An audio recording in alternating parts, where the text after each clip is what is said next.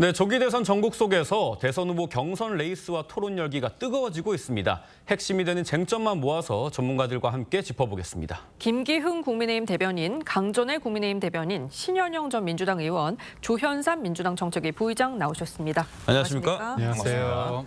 네, 어제 토론 다들 보셨을 텐데 경쟁이 치열한 국민의힘 홍준표 후보와 한동훈 후보 맞수 토론을 벌이는 3시간 내내 정면 충돌하면서 서로를 직격했습니다. 직접 보시죠. 당대표라는 사람이 사사건건 대통령과 시비 걸고 깐죽대고 그래야 하니까 대통령이 참을 수 있었겠어요. 홍준표 후보처럼 대통령 옆에서 아부하면서 대통령 기분 맞췄던 사람들이 계엄할 책임이 있습니다. 시중에서 홍 후보님 코박홍이라고 부르는 건 알고 계시죠? 네. 코를 박을 정도로 90도로 아부했다는 걸로 말씀드리는 거예요. 그런 걸 경강부회라고 합니다. 대통령한테 45도 절한 게 그게 아부하는 겁니까? 대통령에 대한 존경입니다. 예의고. 네, 어제 한동훈 후보와 홍준표 후보 두 사람 토론에서 가장 많이 나온 단어가 바로 깐족이었거든요. 홍준표 후보는 한동훈 후보 태도를 꼬집었고요. 한 후보도 홍 후보 태도를 지적하면서 감정 싸움으로까지 번지는 그런 모습이었어요. 그러니까 서로 간에 이제 비판을 할 때 그게 비난이나 아니면 마타도가 아닐 수 있는 부분은 뭐냐면 사실에 기초하느냐, 또 하나는 감정이 실리냐의 문제 아닙니까? 네. 분명히 그런 감정이 실리지 않은 상태에서 팩트를 기반으로 그다음에 상대방이 말할 수 있는 어떤 공간을 여지를 주면서 했을 때 품격 있는 토론이 될 수 있는데요. 누가 잘했다 못했다를 떠나서 양쪽이 본인의 대통령의 계엄을 선포하는 데 있어서 일정 부분 역할을 했다. 전 역으로 말씀드리자면 한동훈 후보 입장에서는 당대표로서 좀 더 소통을 더 잘했으면 내가 이 일정 부분 막을 수도 있었다. 그런 어떻게 보면 일정 부분 본인이 책임을 지거나 그리고 홍준표 후보 입장에서는 내가 예전에 당대표도 했던 만큼 그런 것들을 대통령한테 잘 했었으면 그런 계엄은 또 막을 수 있지 않았을까. 그런 얘기를 본인들 입에서 먼저 나오면서 상대방의 어떤 상황을 역지사지하면서 했으면 더 좋았을 텐데 네. 저는 이 두 분이 서로 간에 어떻게 보면 존재감을 극대화하기 위해서 저는 전략적으로 서로를 지목했다고 보는데 네. 저는 전반적으로 봤을 때는 조금 평가가 박한 평가를 받지 않았을까. 누구도 플러스 좋은 이미지를 남기지 못했을 것 같다는 생각이 듭니다. 네, 말씀하신 것처럼 어제 이 3시간 동안 진행된 토론의 하이라이트 장면들이 몇 개가 있는데 그중에 기억나는 건 홍준표 후보가 깐족거리면서 토론하는 사람하고는 더 이상 이야기하기 싫다. 방송 그만하고 싶다. 이렇게까지 했는데 이슈몰이가 된 것 같긴 합니다만 토론에 임하는 두 후보의 태도가 좀 아쉬웠다는 평도 있습니다. 그렇죠. 우리 토론에서의 정치인으로서의 품격은 전혀 보이지 않았고 네거티브가 난무하다 보니까 같이 가라앉는 듯한 그런 토론의 수준을 떨어뜨렸다라는 말 할 수밖에 없을 것 같고요. 저 같았어도 한동훈 후보랑 만약에 저렇게 토론하면 토론하고 싶지 않을 것 같습니다. 국회에서도 많은 국민의힘 의원, 민주당 의원이 상임위에서 충돌할 수 있거든요. 네. 적어도 상대를 존중하고 그렇기 때문에 우리가 존경하는 무슨 의원님 이렇게 하는 정치의 기본적인 그런 원칙들이 있는 건데 그런 것들이 지켜지지 않고 내가 더 잘났어. 너는 그리고 부실해. 이런 부분들을 어필하기 위해서 한동훈 후보가 계속해서 뭐 쪽집게 과외를 받아서 짧은 시간에 성장했는지는 모르겠지만 여전히 그런 태도에 대한 부분 이런 것들까지도 얼마나 이분이 대통령이 됐을 때 대한민국을 통합할 수 있고 아우를 수 있을 것이냐 이런 자세를 평가하는 시간이기도 하거든요. 예. 그런 부분에 있어서 와 한동훈 후보가 만약에 대통령이 된다 그러면 우리 국민들 상당히 추조당하겠는데 그리고 같이 일하는 사람들 매우 괴롭힘 당할 것 같은데 네. 이런 좀 포비아가 생기는 그런 3시간이 아니었나라는 우려가 있고 또 시험을 잘 본다고 공부를 잘한다고 대통령이 되는 거 아니거든요. 그러면서 한동훈 후보의 전략이 상당히 문제가 있었다라고 저는 생각할 수밖에 없어서 오히려 홍준표 후보에 대한 연민의 감정까지도 생기기도 했었고요. 특히나 한동훈 후보가 많은 것들을 알고 있는 척을 하긴 했지만 실제로 대한민국의 예산이 600조가 넘는 것을 모르고 있었습니다. 네. 이런 것들은 국회의원이 예산 결산하면은 누구나 알 수밖에 없는 상황인데 역시 정치의 경험이 짧다 보니까 이런 기본적인 것들을 간과하고서는 뭔가 쪽집게 교육을 받은 거 아니냐 이런 부분과 함께 기본적으로 정치인으로서는 조금 더 긴 연륜이 앞으로 더 필요하겠다라는 생각을 하게 되는 계기였습니다. 뭐 경선을 앞두고 후보들끼리 각축전을 벌이다 보니까 그런 모습도 나온 것 같은데 네. 국민의힘 당내에서는 어제 토론 좀 어떻게 보시는지 궁금해요. 좀 아까 이제 김기행 대변인 말씀하셨던 것처럼 당에서는 좀 아쉬운 부분이 있습니다. 다만 저희가 8강에서부터 시작하는 가운데 있어서 8강 때 토론보다는 그래도 조금 더 집중적으로 우리 국민들께 다가가는 토론이었다라고는 생각을 하고요. 네. 다만 우리 후보들께서 아직도 좀 긴장감이 좀 계신 것 같아요. 네. 그래서 서로 간에 날선 이야기들도 하는데 지금 감정곡선을 보면은 처음에 미디어데이 8강에 했을 때는 홍준표 후보와 한동훈 후보가 대화는 처음 해본다라고 하면서 좀 훈훈한 분위기 하다가 그렇죠. 그때 또 홍준표 후보가 이제 불편한 그 개인적인 질문들을 하면서 그 한동훈 후보 측에서도 SNS를 통해서 문제 제기를 한 바가 있습니다. 그래서 어저께 또 다시 이렇게 안 좋은 분위기가 연출되지 않을까 많은 분들이 우려를 하셨는데 깐족이라든지 뭐 코박콩이라든지 이런 표현들에 대해서는 조금 자제하는 게 맞지 않나. 당에서도 이렇게 우려를 하고 있지만 아마 그 양당 그 양 후보의 캠프에서도 같은 생각일 거예요. 네. 이런 형태로 나가는 것은 결과적으로 후보들 개인에게도 플러스가 되지 않을 뿐만 아니라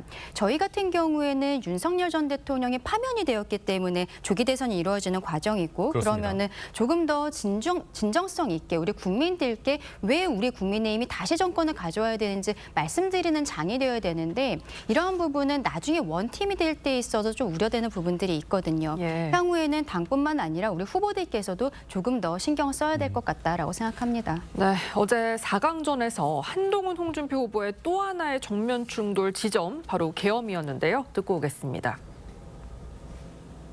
한 대표가 자꾸 자기가 계엄을 막았다 했는데 계엄 막은 것은 야당입니다.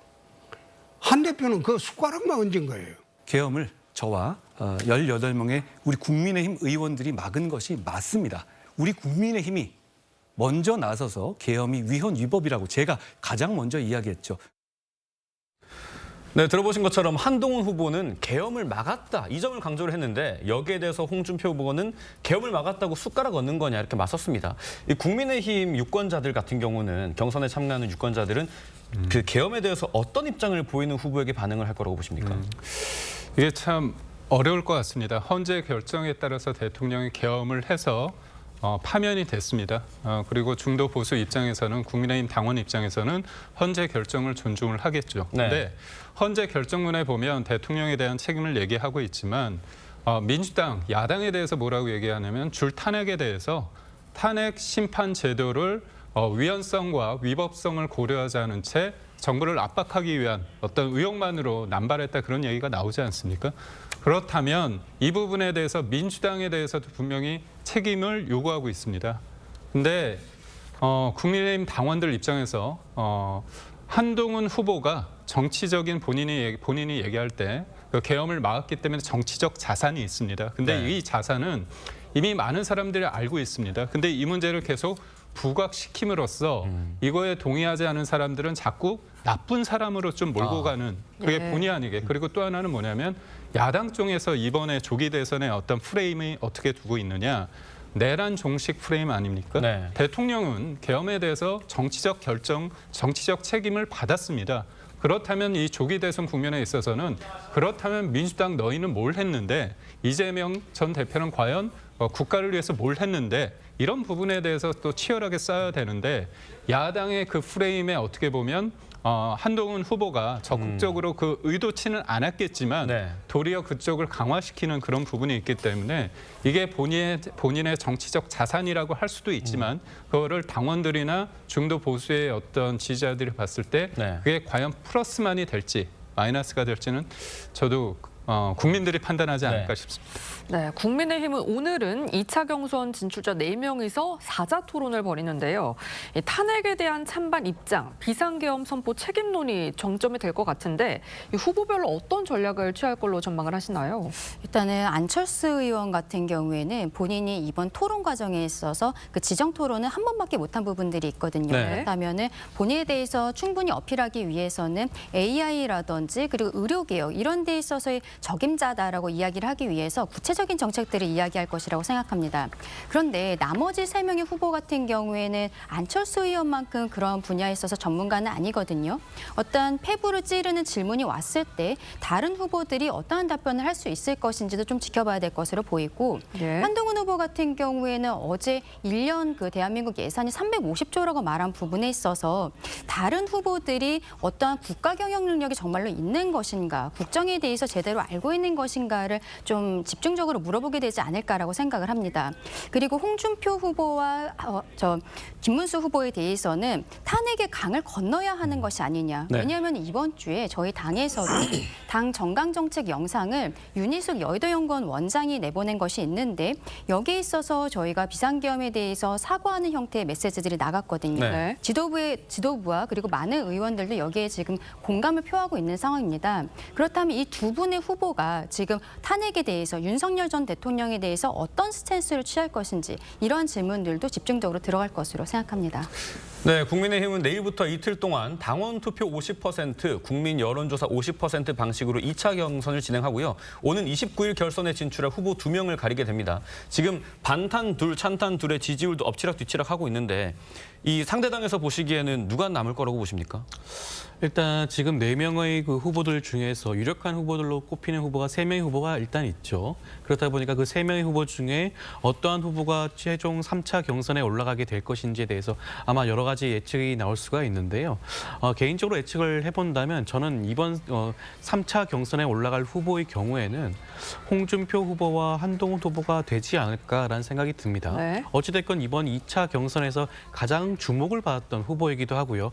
물론 그 토론회 과정에서 네거티브라든가 인신공격성 발언으로 어떻게 보면 불편하고 불쾌했던 시청자들이라든가 유권자들도 많았을 수는 있긴 하지만 여전히 많은 국민들로부터 주목을 받는 후보라고 할 수가 있겠고요. 김문수 후보의 경우에는 과거보다는 그 상승세라든가 그 유지하는 추세가 상대적으로 좀 약해지고 있는 게 아닌가라는 생각도 듭니다. 그리고 지난 이번 경선 2차 경선이 좀 중요한 이유는 네. 3차 경선에 올라가는 후보의 경우에 이번 27일 이르면 내일이죠. 내일 민주당 최종 후보가 결정이 날 수가 있습니다. 그렇다고 한다면 당원과 민심 결정을 하는 5대5로 결정하는 이번 2차 경선 결과에서 민주당 이재명 후보에게 대항할 수 있는 어떤 후보가 더욱더 적합한 것인가를 네. 전략적으로 선택할 수밖에 없을 것입니다. 네. 그렇다고 한다면 그 중에서 선별해서 선택할 수밖에 없을 것이고 그렇다면 홍준표 후보와 한동훈 후보가 조금 더 앞서갈 수 있는 가능성이 있지 않을까라는 생각도 듭니다. 네, 뭐 2차 경선에서 과반 득표자가 나오면 바로 본선에 티켓을 거머쥐게 되는 건데 이 과반 득표자가 나올 가능성 어떻게 보십니까? 저는 가능성은 좀 낮을 것 같습니다. 네. 지금 우리 변호사님께서 말씀을 해주셨는데 이제 홍준표 그다음에 그 한동훈 두 분의 후보를 말씀 주셨는데 예. 그 변수가 저는 이번 국민의힘 경선에 있어서 변수는 2개라고 봅니다. 하나는 말씀하신 것처럼 이재명 전 대표를 이길 수 있는 본선 경쟁력이기도 하고요. 또 하나는 한덕수 권한대행과의 관계입니다. 제가 뭐 단정할 수는 없겠지만 저는 다음 주 정도에 한덕수 권한대행의 입장이 나올 거라고 봅니다. 예. 저는 나올 거라고 보는데요. 그렇다면 1등한 후보가 한덕수 권한대행과의 관계 맺음을 어떻게 할 것인가. 맨 처음에는 저는 김문수 후보만이 단일화에 대해서 굉장히 적극적이었습니다. 그래서 본인의 김문수 대신에 김덕수 이게 뭐가 문제겠느냐 네. 그런 말씀까지 해주셨고 며칠 동안에 홍준표 후보와 안철수 후보 그리고 한동훈 후보까지 오픈된 마음을 그러니까 같이 하겠다는 어떤 열린 태도를 보였습니다. 네. 문제는 5월 3일 날 최종 후보가 나오고 5월 11일까지 후보 등록을 해야 되는데 그때 단일화가 이루어져야 됩니다. 그렇다면 지금 선거 공학적으로 경선에서 이기기 위해서 나는 한덕수 후보와 권한대행과 할 수 있다. 이렇게 전략적으로 말하는 후보와 진짜 진정성을 가지고 할 수 있다고 말하는 후보에 대해서 당원들은 고민할 수밖에 없다고 봅니다. 왜냐하면 토론도 한두 번 해야 되고요. 또 여론조사 관련해서 룰 세팅을 하는데 이 부분에 대해서 굉장히 고집을 부릴 만한 후보가 누구인지 그리고 처음부터 내가 이건 충분히 내가 이기면 당연히 내가 되는 거고 내가 네. 지더라도 나를 밟고 이재명 후보를 이겨달라 이렇게 할 수 네. 있는 사람이 있어서 그 부분에 대한 관전 포인트도 있지 않을까 싶습니다. 예. 네, 다른 후보들 또 살펴보죠. 안철수 후보는 개혁신당 이준석 대선 후보와 판교역 광장에서 AI 기술 패권을 주제로 토크 콘서트를 했습니다. 이 두 사람은 노원병에 동시에 출마를 했었는데 과거 공천이나 합당 과정에서 갈등도 있어서 앙숙으로 알려진 바가 있거든요. 그런데 어제는 웃는 표정으로 포옹도 했습니다. 이 두 사람이 정책 연대나 단일화할 가능성도 제기가 되는데 그렇게 된다면 이재명 대표 중심이었던 지지율 구도에 일정 부분 영향을 끼칠 수가 있을까요? 어떻게 보십니까? 저는 민주당의 시각에서 봤을 때 어제 그 토크 콘서트는 새롭기도 하고 예. 아 정말 정치권에 이런 새바람이 불었으면 좋겠다라고 하는 부러워하는 장면이었다고 생각을 합니다. 특히 우리 정치권에 워낙에 이과계 사람들이 별로 없는데 두 명의 그런 이과계 상징적인 정치 거물이 만나서 서로에 대한 AI의 그런 식견과 대한민국의 미래 과학기술의 활용 이런 것들을 건설적으로 논의했다는 그 상황을 보면서 안철수 후보가 맞수 토론은 한 번밖에 못했지만 네. 아 토론회를 많이 나온다고 해서 좋은 건 아니구나. 그리고 한 번을 나오더라도 제대로 하고 네. 또 포지티브한 그런 득점 포인트를 가져가는 게 오히려 도움이 되는구나. 그래서 어제 어떻게 보면 국민의힘의 맞수 토론보다는 그 3시간보다는 네. 안철수, 이준석의 토크 콘서트가 오히려 실점 없는 득점의 그런 토론이 아니었나. 그리고 우리 국민들이 다들 이런 정치에 뭔가 그런 소요되는 그런 말초신경을 자극하는 그런 것들의 반응을 직접 하긴 하지만 일반적인 국민들은 아 대한민국을 이끌 지도자라면 우리나라의 미래를 어떻게 디자인할 것인가 실력이 있는가 유능한가 이런 부분에 있어서는 더 표를 실제로 행사할 때는 한 표를 더 가져갈 수 있다. 그런 면에서 이런 부분들이 나중에 정말 국민의힘이 빅텐트를 친다고 했을 때 이준석 의원의 그런 장점을 서로 부각시키면서 시너지를 네. 낼 수 있는 부분이었다는 면에서는 예. 저는 긍정적이라고 봅니다. 네, 다음 쟁점도 짚어보겠습니다. 이 조기 대선 전국에서 한덕수 대행 차출론이 최대 변수로 자리 잡고 있는데요. 이 국민의힘 경선 후보들은 한덕수 대행이 출마만 하면 단일화에 응하겠다고 밝히고 있습니다. 들어보시죠. 단일화하지 않고는 이재명 후보와 대적하기 어려우니까 한덕수 후보뿐만 아니라 이준석 후보 그리고 비명계까지도 전부 빅텐트를 만들어야 되겠죠. 이기는 선택을 할 것이고요. 그걸 위해서 경선 이후에 여러 상황에 대처할 겁니다. 반대합니다만 예. 출마를 기정사실화한다. 예. 이렇게 된다면 사실 저는 빅텐트로 같이 힘을 모아서 함께 반 이재명 전선을 구축해야만이 된다. 이렇게 생각합니다. 한덕수든 김덕수든 다 합쳐서 무조건 이재명을 이겨야 된다고 생각합니다. 네, 한덕수 대행의 출마 여부는 29일에 국민의힘 3차 경선 진출자 2명이 결정된 이후에 또 국무회의가 있거든요. 그렇기 때문에 다음 날인 30일쯤에는 좀 입장을 밝힐 거라는 전망이 있는데 여당에서도 한덕수 대행 출마는 기정사실화로 두고 이제 향후 행보를 좀 정하실까요? 지금까지 한덕수 권한대행이 정확하게 이야기한 적은 없지만 최근에 국회에서의 행보라든지 그리고 지역 행보 이런 것들을 보았을 때는 거의 뭐 기정사실화되는 것이 아니냐라고 보이는 것입니다.